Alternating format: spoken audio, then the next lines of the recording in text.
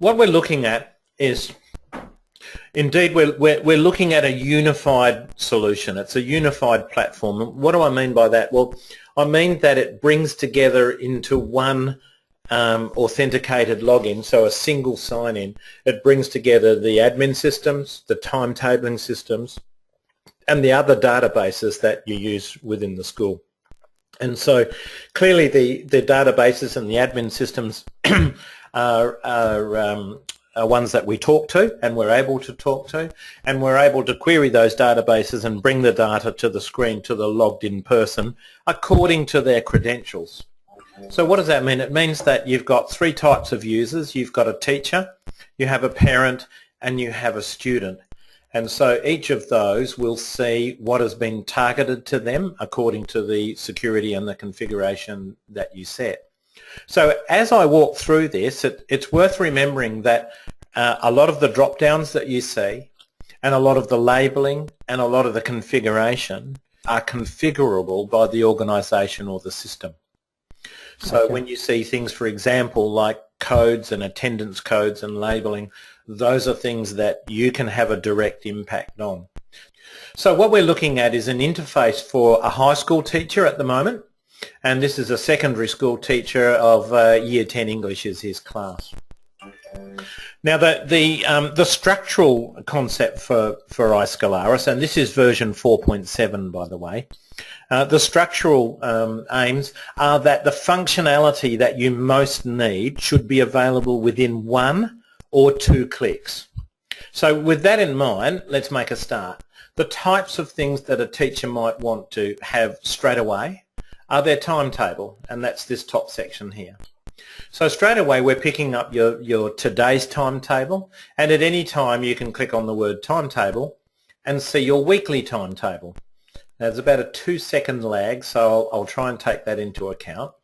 So this is what your weekly timetable would look like, and then of course you have the ability throughout Scholaris at any time to look at somebody else's timetable because of the way this is set up for another user and for another date. And then on top of that, the ability to bring that to the interface.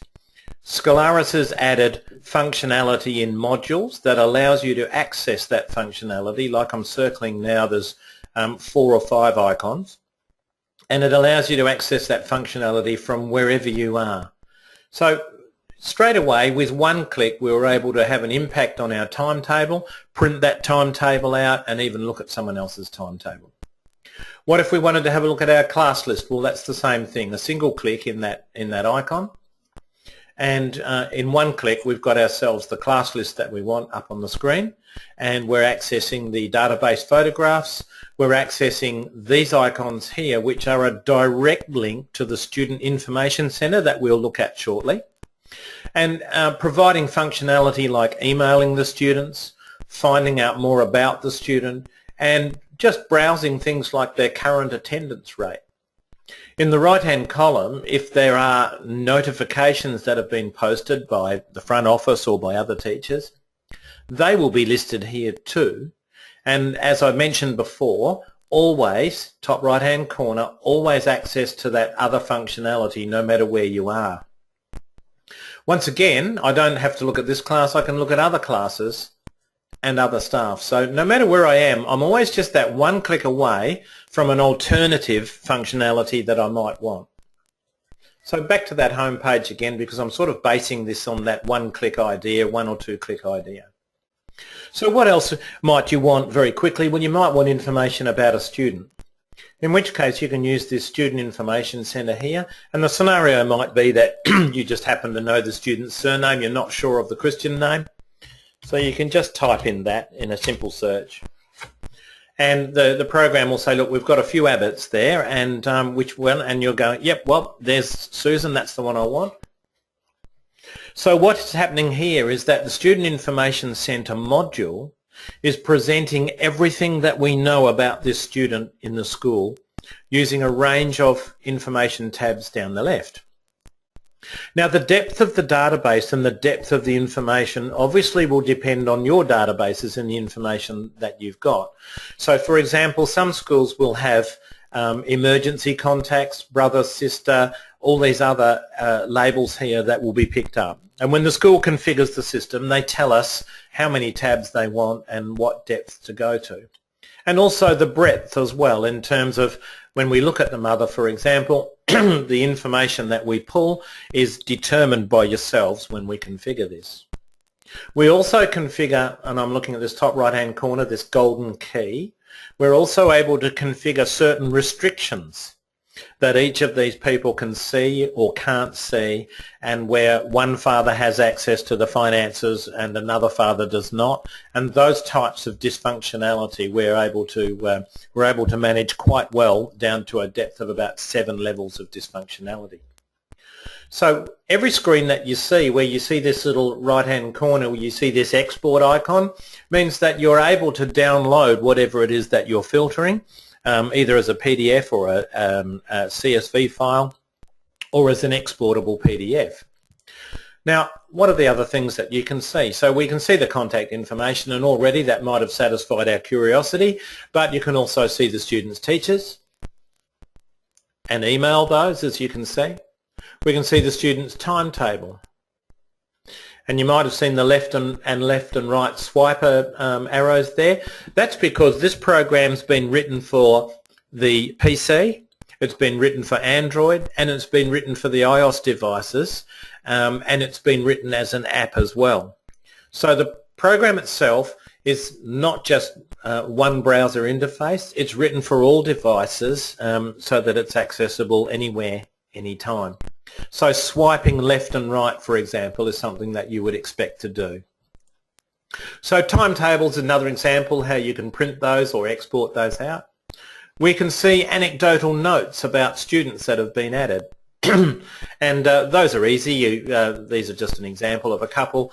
And the idea is that each of the entries of these is governed by categories that you set, by visibility, who sees it, who can follow it up, etc. And by lots of different limitations and rules that you set. Assignments. We're able to see just for this student, all of this student's assignments and their work. So we're seeing assignments that have been graded and marks have been given. We're seeing comments that I can look at. And we're seeing, even though you don't have to use this, we're seeing the ranking within the class for that particular assignment. And at all times you're able to see information about the student for the life of the student. So for 13 years at least we're keeping that information on the students, and you can compare information at any time with last year, the year before, and so on. So other things that you can see are things like the student's workload, seeing that there is an assignment at the moment and that's the only thing that the students got in their workload, and it's due on the 15th of September, which I think is tomorrow. And so we're able to see that, and it's an English assignment. So conceivably you might see 4 or 5 different assignments there for different subjects and see the workload for the student. Moving down the list, we can see ILP, which is an individual learning plan. And once again, these are configurable so that when you enter an individual learning plan, you're able to upload tasks, indeed upload individual learning plan documents that you might already have, or hyperlinks to where an individual learning plan might already exist. So the advantage of this is that each of the logged in people, teacher, parent, mentor, can log in and write their comments and observations as they go.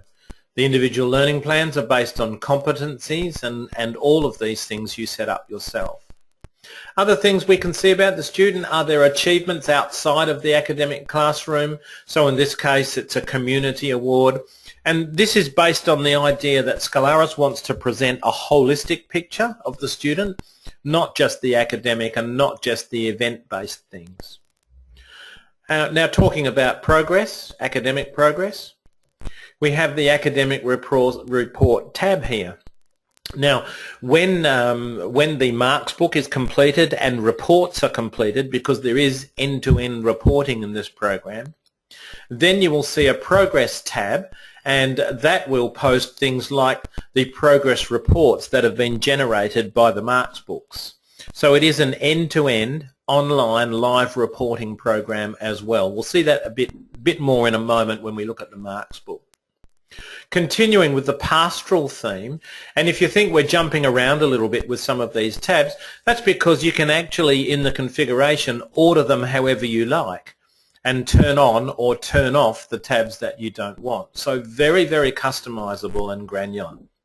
So this pastoral tab, which again has labels that are customizable, is using the idea of entering incidents by their event. So it's a bullying incident. So when we enter an incident, this is a fully featured student management system in the sense that we can use the categories that already exist and the subtypes. So under bullying, for example, there might be 25 different bullying subtypes, and trust me, there are. So different statuses, and you can see in this page alone the details that you can put up, including the follow-ups, other staff involved, any evidence that you've uploaded, and the actual visibility, who sees these, who doesn't see these. And in any incident, there's not just the person who commits the breach of the rule. There are participants, there are witnesses and things like that. So this module allows you to enter all of those people and give consequences such as a detention and so on. Now, just to let you know, whenever you set things like a detention, it doesn't just end there. It's linked to the detention module, so you can print out detention lists and those types of things. Continuing on the tabs, we have a medical tab, so that's pulling out the anaphylactic shock and the allergies and so on from out of your medical databases already, plus medical notes that you might want to add yourself, such as temporary migraines and those types of things. There's also document repositories for the student. So in each of those you may, I'm not sure if there's anything been uploaded here, no, you might upload things like an interview with the principal or any health documents or things like that about the student. And finally, in the Student Information Centre, we see graphs and charts about the student's attendance. And we're able to see that attendance in nice colourful charts, but also by subject, where we're able to see, for instance, the student doesn't like German or doesn't like English. We're able to see that this student's attendance, for instance, is reasonably consistent, but period 5s are problematic. We're able to see over a calendar that certain patterns are emerging, where this student seems to have the last period every Monday off, those types of things like that. Now, that's just for this one student. So all of this information that we've seen is all about just this one student. And as I said before, we can print any of those screens out. So back to the home page. So we've been able to see the timetable, we've been able to see the class lists and so on. What about if we want to mark the attendance? Now, if we want to mark the attendance, the attendance system is set up in such a way that you can use the Scholaris attendance and write the attendance data back to the reporting programs that go to the authorities. So we're talking about scripts that satisfy the Catholic system and in Victoria and Western Australia and so on in the formats that they require at the frequencies that they require. So that way you can use the attendance program with confidence and all of the features of the attendance program. So what does that look like and how easy is it to use? Well, it's as easy as clicking on the attendance icon or using the attendance module. Doesn't matter, either way, either or. Whenever you click on it, it will present to the teacher in one click their attendance for the day, and that includes the highlighted current period class. So all things being equal, if all the students are there, I've in one click opened my attendance and click save, 2 clicks, it's done. If somebody is absent, there we go, I've clicked absent and that's done, click save, it's done. If somebody's late, I can click on the centre icon and access the school's attendance codes that already exist, and these are the ones that the authorities are interested in. So in some schools they have letters and codes and numbers. Well, you get to configure those and set them up exactly how you would like. So for instance, things like late after the registers are closed and the student is 10 minutes late, we're able to update that. save the record, and that's the attendance done. Now there's some nifty little things that we've also added in here. For instance, you can turn on this yellow icon which allows a teacher to follow up on an absentee and an absence that they might have a note for or something like that. So now you don't have to do this, you can turn it off. But some schools are going, okay, well if the teacher's got the note and got everything else, then why not save some time here and they can follow it up right here and now. Saves a lot of time and it's very easy to do. So in 1 or 2 clicks the attendance has been done. But if you want to go deeper, there is down the bottom here a whole range of tools in attendance for the front office to become involved, and they can notify you of an upcoming absence for a student. So when the teacher opens their attendance, there may already be an absentee marked in the class. And when I click on that icon, it will tell me why that student is away. So these are called notifications, and they help the teacher in marking the role. Group notifications are for things like excursions and more than one person, like the school band or something like that, they're out. So that's for excursions, and that's fully featured. Marking, which we're in now, and then follow-up, which we briefly covered, where either the teacher or the appointed people can follow up on the absentees so that they are resolved. We also have this nifty situation where you can click on current absences, and at any time of the day it will say, right, as at this particular time of the day there are 15 students that are absent. I suppose if I go and do this, if I go back to marking, and if I click on the marking, and I'll just mark 3 of them as absent and save that.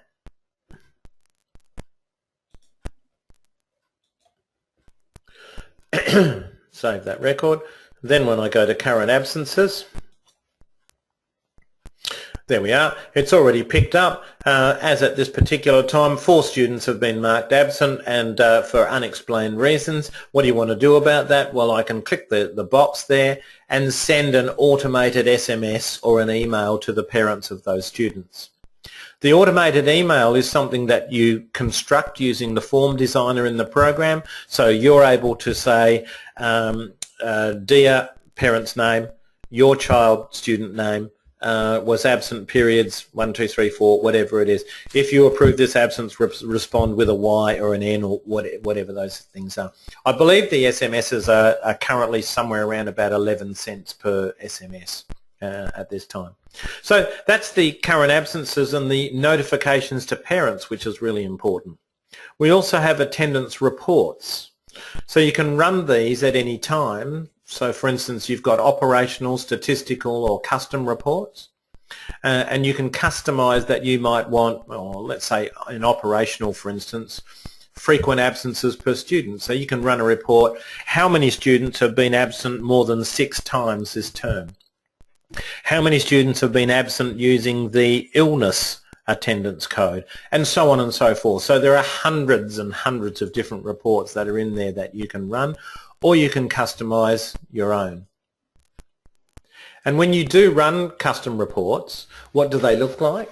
Well, they obviously will filter the information that you want to see, but they will also present that information for you in such a way that you can then manipulate the information using pivot charts and aggregations and grouping and filtering and so on, and then further export those into file formats that you might like. So that was attendance, which we were able to do in 1 or 2 clicks, or have access to the deeper functionality of attendance. What else can we see from this home page in 1 click? Well, we've got My Files. Now, My Files is nothing scary. All it is us providing access either as a shared drive or the staff person's home drive, or the student's shared drive or the student's home drive. So we're talking about the H drive or the Z drive or whichever that drive is that already exists. So the program is providing access to that network resource externally or wherever that we're logged into the actual portal. Not only that, but you have the ability, if I was to click on one of these and to go to one of the folders, so I don't know, staff resources, Notice they're in a sort of a Dropbox style format. I'll try multimedia. There we go. So they're in a Dropbox style format, but the difference here is you can just click on a picture and it will open it up straight away to the screen for you. It'll run the movie, it'll run whatever you want. So this is an excellent feature that provides access to these things off-site at any time, and you get to add more network resources that they can share as well. When you upload, you can upload to this this function from whatever it is the device that you're using. So if it is an iPad, you can upload from the internal memory. If you've taken a photo with your iPhone or your iPad, you can upload straight to this shared network resource. If you're using OneDrive or if you're using Dropbox, you can also access those. It depends on the devices that you're using. And of course you can create folders and all those types of things as well. So that's actually gold, really, to have that ability to access those things from home in the My Files format, and the ability to access those other features such as the Dropbox, etc. That's just gold for me as a teacher anyway. So now, before we move on to the sort of the marks book and the academic side of it, we'll just finish with these last couple of things that you can see on the home screen. So obviously you can see the news that gets posted and targeted to the logged in user, but you can also click on one of those things like the daily bulletin, and the daily bulletin will open on the screen. Well, I've only got one sentence there, but if it was the whole bulletin, like a normal bulletin, it would list down the screen and you could read it from the screen. Or you can download the attachment as the daily bulletin yourself. So it's that kind of functionality, and you can also click at any time on the headings and see all of the news at the same time. You can filter it for current news or expired news, and adding news is simple using the add button, and only certain people are initially given permission to be able to add those sorts of things. And then you target them to various groups. So you may put news up there which is only targeted to the sports masters within the school, indicating to them that which ovals are available and so on and so forth. So that's news. Events works exactly the same way, except that it's the school calendar, and you can click on individual events, or you can open up the entire calendar and create new things in the calendar. The notifications panel down the left-hand side, that's indicating three different things at the moment. One of them, it's telling me for 3 of the classes of the 4 that I haven't marked the attendance. All right, so I should get onto that. It's also telling me that there's an assignment that I've set which is due tomorrow. That's good. And if I was a student, it would be telling me that there is an assignment that I've got which is due tomorrow. And you'll notice how it changes to a hand. That means it's active. It means I can click on that and go straight to that assignment and do that assignment as a student.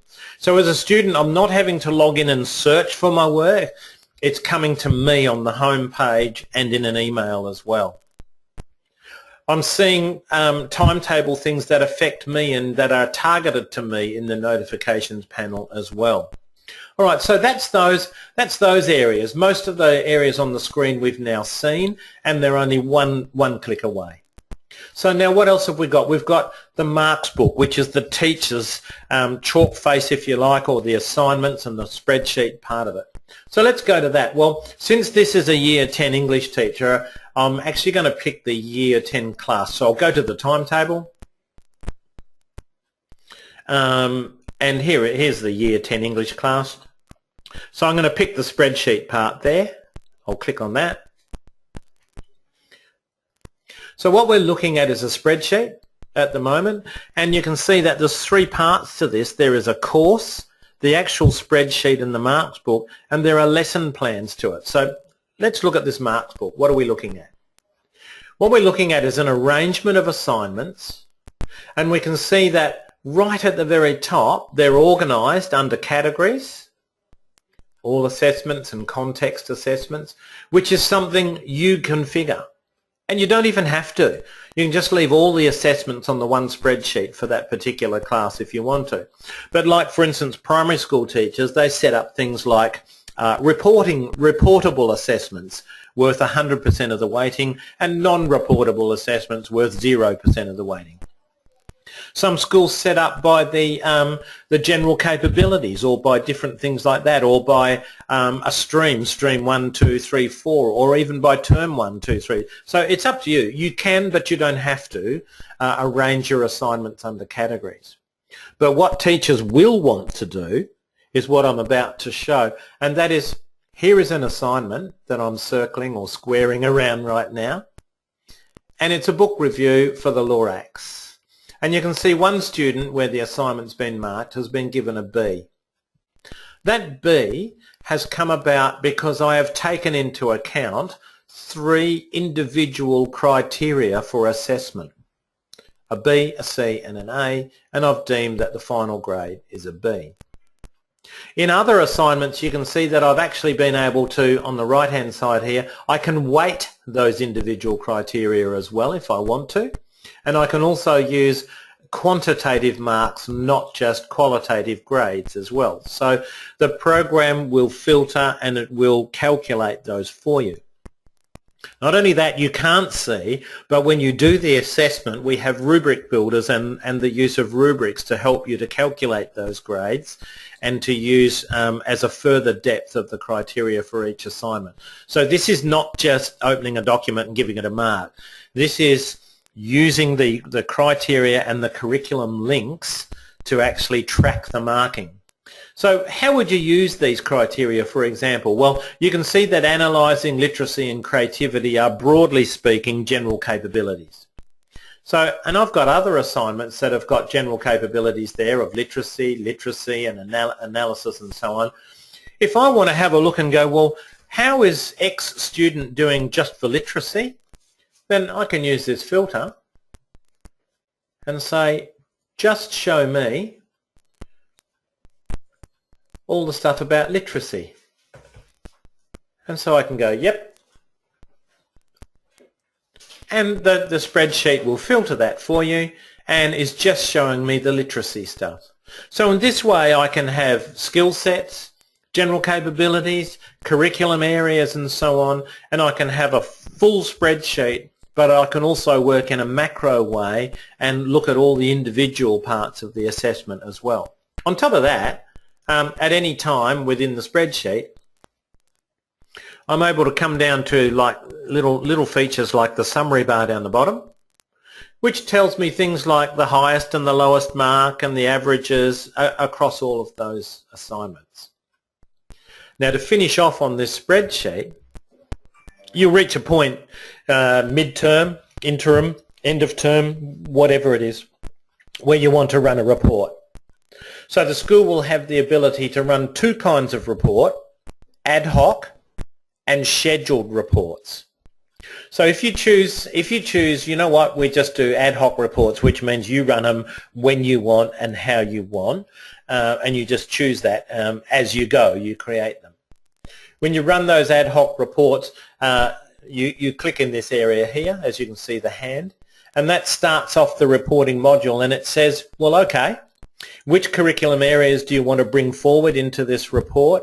Which columns do you want to show? Which ones do you want to average out? Now also in this report, do you want a comments bank? Do you want a this? Do you want a that? And so on. And so you configure that in a template and you can use that at any time as an ad hoc report. Scheduled reports are exactly the same, except the school schedules a whole pile of these things, like this is the date that the end of term 1 will be, this is the date that the so-and-so will be, and the teachers know that the interim report will be available for them to start filling in their stuff from the 15th to the 21st and so on. Now it's a huge area, the reporting area, that we could spend another hour just showing you how good that is. But it is end-to-end in that respect. But the important part about it is, once that report is run and you've got those grades and you've got those comment banks and so on, then you're able to feed that report back into the progress folder automatically. So what I'm saying is Scalaris then feeds that report back into the program. Now what I'm doing is I'm just switching now to a program that's going to show you an example of the type of way that you can create a report. So here's an interim report that we're looking at up on the screen now, creating a template for it. Just to give you an idea, I mean, there are so many nuances of how you could create a report. But this is you creating a template going, rightio, I'll have X number of columns, and those columns can be attitude, comment, course grades, levels. Is there a meeting required? Is there a mark for it?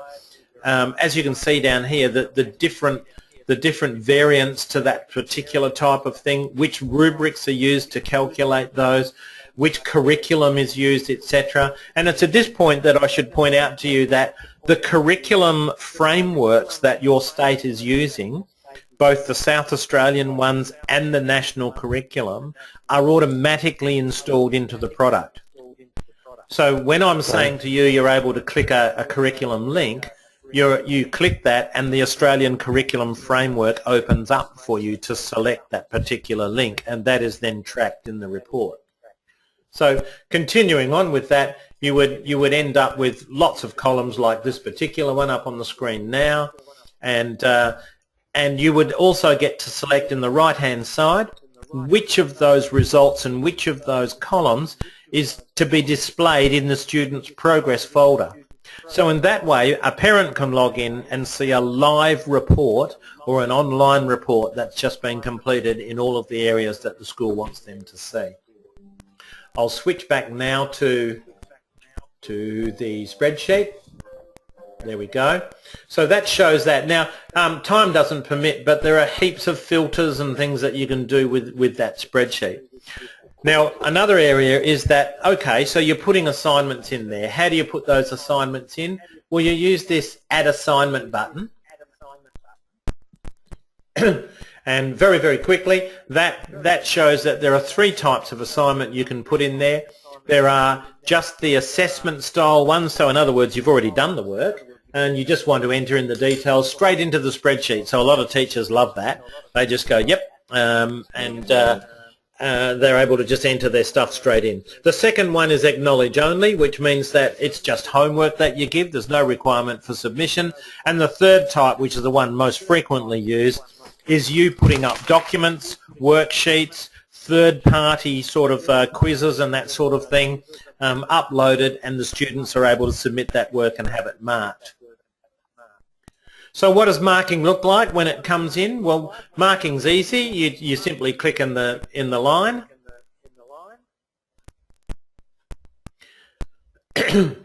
And you can see that the document that the student submitted will be there. You can open that and you can mark it and send it back and so on. You can even ask the student to resubmit it several times. You can mark the individual criteria from the one screen without having to open and close it and give a final grade. You can type comments for the student and also special comments for a staff member as well, like that. And so that's how the marking occurs, and we've already seen how you can filter that out and create grades, and then further to that put those in the reports that go back into the student's information folder. Now, nearly finished on this bit with the spreadsheet, so I can, if I want to, the way it's set up at the moment, actually go and look at another teacher's spreadsheet and for another class. The truth is, though, this is the Year 10 English class, and the fact is that all Year 10 English classes have been linked to this spreadsheet and this course of study. So this means that any setups and configurations that I've done about the curriculum and the assessment policies for the department within the school are already there for each teacher of each class when they enter into that spreadsheet. So there's a consistency and there's a lot of time saved by that being set up. What does that look like? Well, when you click on a course, which this is, a Year 10 English course, the person or persons who set it up have at their disposal the ability to obviously set the permissions for who can have access to this course, all the other information which is cut and paste from the courses. But here, look, on the right hand side, the person who set this up has said, yep, all of you classes here can automatically have access to all of this information and this setup and these policies and linkages to the reporting so that it's automatically done. On top of that, for each course you can say or specify the learning goals and the curriculum. And here's an example of when you set the curriculum, simply by clicking the plus sign and saying, you know what, I want to add a little bit more, another one of the curriculum links here. This is how you select the curriculum. So the Australian curriculum's already been embedded. So you go, well, it's an English one that I want. In fact, it's literacy, and it's year 10, and it's text in context that I want. So you would click that. You would say how you want that to be assessed and click save. That's how these get into the actual configuration for the course. Just ignore that call in the background. You're also able to upload course resources for this course as well. So all people who are linked to that course, they automatically get the advantage of those resources. And you'll also see, if I cancel out of there, you'll also see that the person who constructs the course has got the privilege of being able to set the assessment policies, how the course will be assessed in terms of marks, grades or whatever. So if I was to say, right, what does that look like? Well, I've got a choice of basic grade sets or GCSEs or whatever it is that you use, because this is a drop down. And you might remember when I first started, I said whenever you see a drop down, that means you get to configure what's in that drop down. So those result sets, whether an A is 80 to 100 or 76 to 100 or whatever, those are entirely in your court. Now, if you're a part of the Catholic system and the system installs this and you're a part of that, they will set a lot of those up and make those available to you, so you won't have to do a lot of that work. So that's how that's all set up. But if that's not good enough, you also get the course content for that course. So each class that's linked to it, the person can set it up and go, right, oh, well, you might recognise that this is a year 10 course. There it is there. Those are the main threads that you've got and the sub-threads that are in there. And within each thread or sub-thread, the person who sets this up is able to copy the course content, the curriculum that's addressed in that particular part of the course, upload resources, and then also, and this bit I love as a teacher, lesson plans. So you're able to create a lesson plan for each part of the course. So this poor teacher here, the one I'm logged in as, he's got no lessons on Shakespeare. But the advantage is, because other classes are linked, he can have a look and see if anybody else has got any Shakespeare lesson plans. And there they are. Okay. So the advantage of being linked means we can share. So we're much more interdependent now, and we can share each other's lessons and so on. Now, if I don't like those two lessons that are there for that, I can always click the Lesson Plans tab at the bottom and look at all of the lessons that other teachers have created that they've said, yeah, I don't mind sharing these with other teachers. So I can open up any one of those, copy it, tweak it for myself and save it out as a lesson for myself. So these lessons, which are a part of a course, which are a part of the whole policy of the department and what's going to be covered, are what govern what appears in that spreadsheet we started off with. So the spreadsheet's not accidental. Those categories and those headings and so on are there because they've been configured. If some teachers don't want to be a part of that, or there's some reason why they shouldn't be a part of that, then they are able to open a blank spreadsheet for that particular class name, and all they need to do is indicate how the grades will come out at the end, and they're able to just add assignments and produce a spreadsheet how they like. So there is always that easy way out option. So now I'm going to go back to the home page because we've reached the point now where we've covered that attendance, that student information, all of these information things, including the attendance, the class lists, and now the marks book for the teacher. And there's only one other thing that we haven't looked at, and that is that teachers have these, and you mentioned this at the start, you have these areas like Google Docs and so on, where you have these repositories of documents and things like that that relate to a particular class or a group of people that are working together. Well, within Scholaris, you're going to have the option of the workspaces that are created by Office 365 or SharePoint. But what Scholaris does is utilises that Office 365 in a unique way, and I'll show you how. So for each class, as you can see, there's one of these little globes. Some of them have got a little green plus sign on them, meaning that I haven't even bothered creating one for that class yet, so you don't have to have one for your class, but if you do, you'll have a globe available to you like this. But let's open up the one for the Year 10 English, since we opened up the spreadsheet for Year 10 English. Let's open up that one. It's a little bit like here's one I prepared earlier, and there's my globe.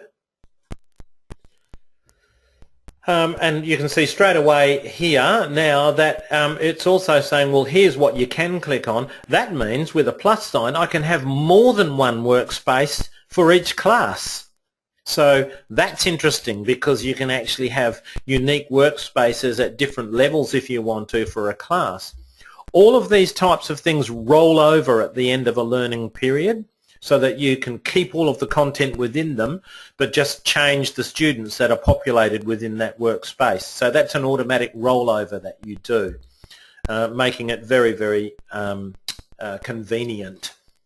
All right, so now because I have an Office 365 license, and this is the first time I've logged in here, it's asking me just to log into that this time, which I'll do. and so that will now open up this workspace, and from now on I won't have to do that because Office 365 is now integrated into this workspace. So this is a Year 10 English workspace, which means I am the administrator as the teacher, and all of the students of that class are automatically made members of that. That's automatic. It's done by virtue of the fact that we talk to your systems. You can add other members yourself individually, though, if you want to, and even suspend users from out of the workspace, those types of things. Straight away at the top you can see here's where the Office 365 integration is, and depending on the applications that you have within the school, they will be up here. So Word, Publisher, whatever, OneNote, all of those, Outlook, Calendar, and OneDrive, of course. So they're available to the student or the staff member straight away. On top of that, you're getting the usual workspace stuff. You're getting your OneNote notebooks. You're getting wikis and video libraries and image libraries and document libraries and all of these things that include the ability to like and follow and share in groups and all those types of things. YouTube videos, all those types of things. Things like individual calendars for the subject area, so that if I go back to a month where I know there's a couple of events, I think June there was, yeah. Here's an example of how I've been able to overlay two calendars that I'm interested in and see them both in different colours. In actual fact, you're allowed to overlay up to 10 different calendars. So you can imagine uploading the school calendar, overlaying it with your class calendar, with your personal one, and all these different ones. So the logged in person will only see what they're meant to see. So wikis and all those things become available to you. Editing the page is simple. It's just, you know, going to the browse and the editing the various, here we'll go back to here. Editing the page, you can have coloured backdrops to your page, you can have all different themes and so on, and teachers love to do that kind of thing, theming that. So if I now go back to the home page, we've reached the point where I've shown you now all of the little bits of information that are available with just one or two clicks.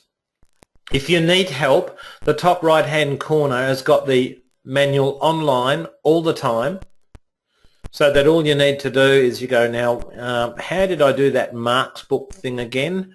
Oh yeah, yep, about the course, adding a new course. How do I do that? Yep, there it is. And everything's arranged as a step 1, step 2, picture, do it. Very, very simple. So help is not far away, and it's printable, it's searchable, all that type of thing. Finally, as an administrator, you will have an administration panel of your own to create groups of people using group management that you can target to, so sports masters, counsellors, executive, financial, parents committee, all those types of things, so that when you do target various notes and notices and so on, you've got pre-configured groups that they can go to. You also have other administration areas that you can control, little things, for example, how the teacher's name appears, whether it's like Brian Davis or Mr. B Davis or just Mr. Davis. So you have a very granular level of control. So what I'm going to do, I'm going to stop there, Paul, because that sort of concludes really a quick walkthrough of most of the functionality, to see if you've got any questions you might like to ask at this time.